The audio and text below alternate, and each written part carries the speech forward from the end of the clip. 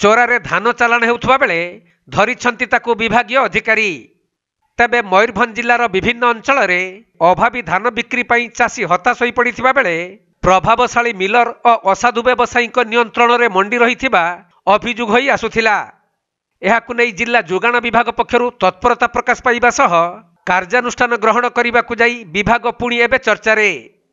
मिलिथिबा सूचना अनुसार जिला जोगाण विभागर एसीएस रीनाराणी महापात्र, एसीएस ध्वज भूइया, सारसकणा जोगाण निरीक्षक बलराम जेना, बड़साही जोगाण निरीक्षक अशोक कुमार बेहेरा और बारिपदा जोगाण निरीक्षक सुधांशु जेना भली 5 जणिया टीम 49 नंबर जातीय राजपथर झारपुखरिया थाना निकटरे संध्या 6टारू राति 10टा पर्यंत दीर्घ 4 घंटा धरी चोरा धान चालाण गाड़ी को धरिबा पई चातक भली अनाई रहिथिले।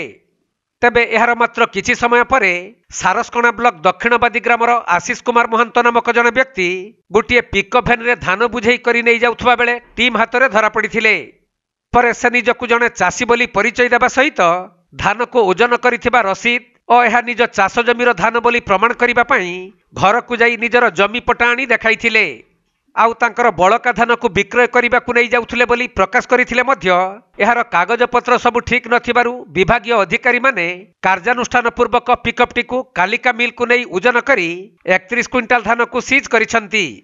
एथिसहित पिकअपटी को थाना रे जिमा दिया जाइथिबा बेले विभागीय टीम हाथ में धरा पड़िथिबा व्यक्ति जनक स्थानीय एकडाली अंचलर जने धान व्यवसायी बोली जना पड़िछि।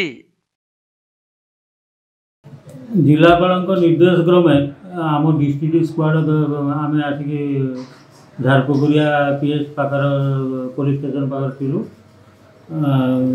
सतल को राति आम 6टारू जगिलु राति 7 को 10:30 कि 10:45 भर ये पिकअप भैन धरा पड़ा। आम कागज पत्र जांच कर जना पड़ा जे नहीं जाऊँगी बिकिया बेंगल। तेणु आम बाध्य तार कागज पत्र किसी ना गाड़ी आ धान सीज कलु। धान परिमाण बाहर 31 क्विंटाल 20 केजी 72 पैकेट।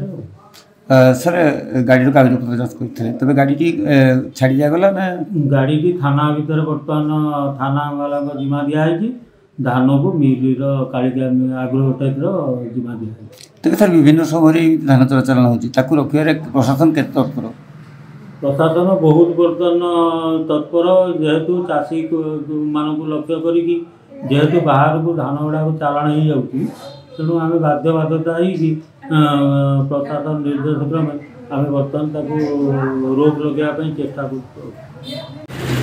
मयूरभंज जिला सारसकणारू तपन कुमार दंडपाटଙ୍କ रिपोर्ट कोणार्क लाइव।